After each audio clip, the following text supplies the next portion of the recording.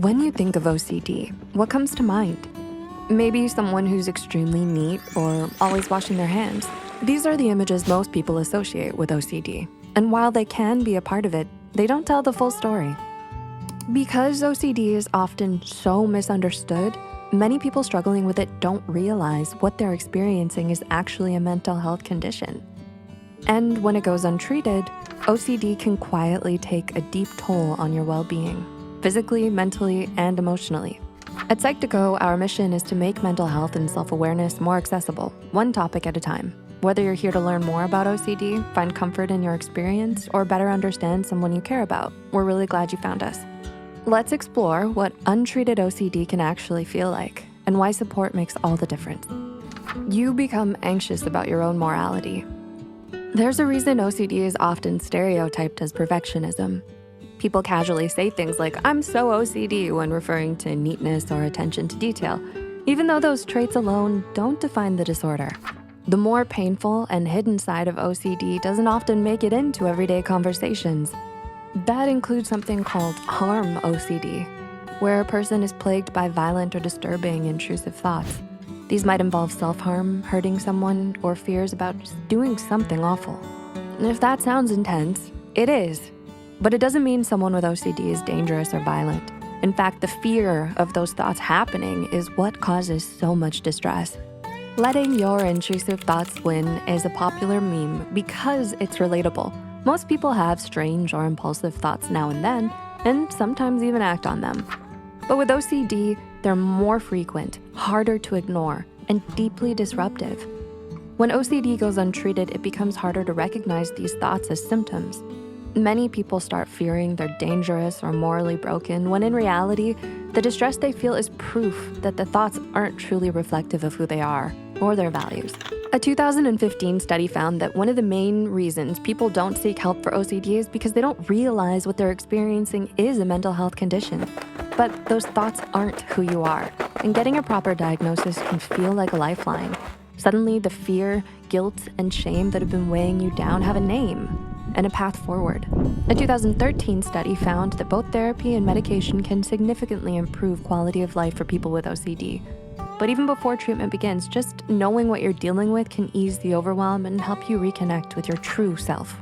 Socializing can be difficult.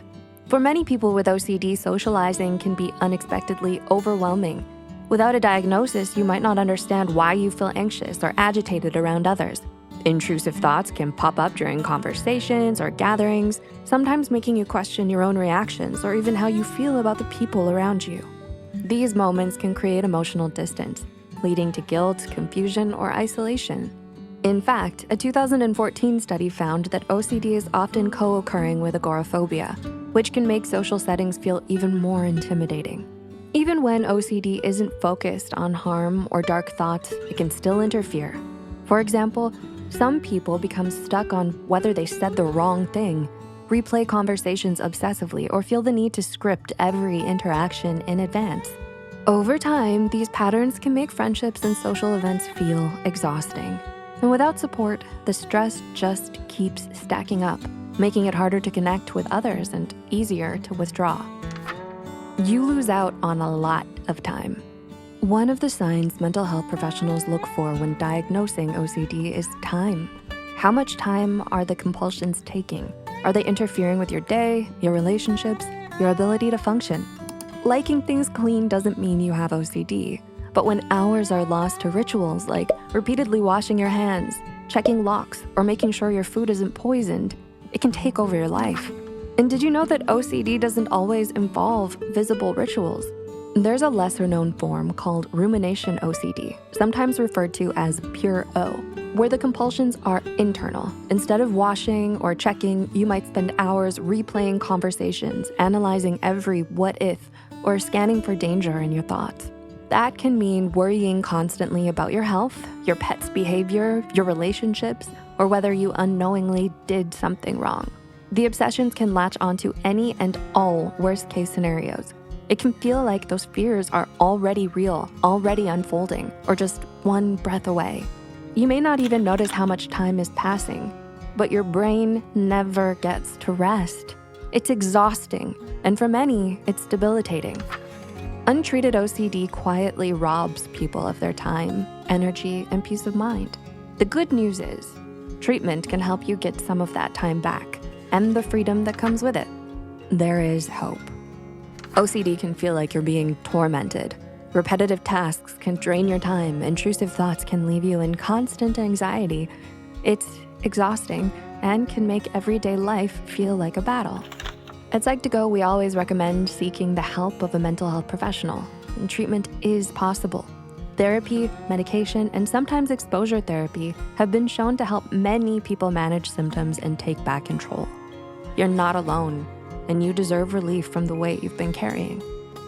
The things people with OCD obsess over or have intrusive thoughts about can vary a lot from person to person, but no matter what form it takes, it's worth seeking treatment. Even if you're unsure about medication or therapy hasn't worked for you in the past, just getting a diagnosis can make a huge difference.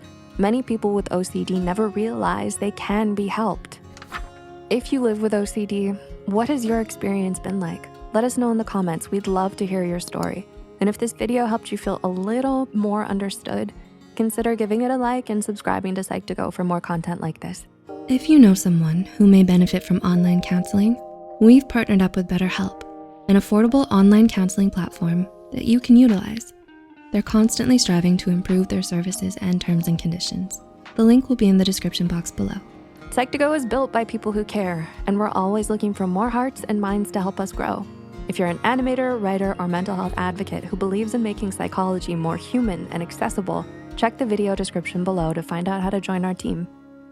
See you next time, Psych2Goers, and take care of yourselves.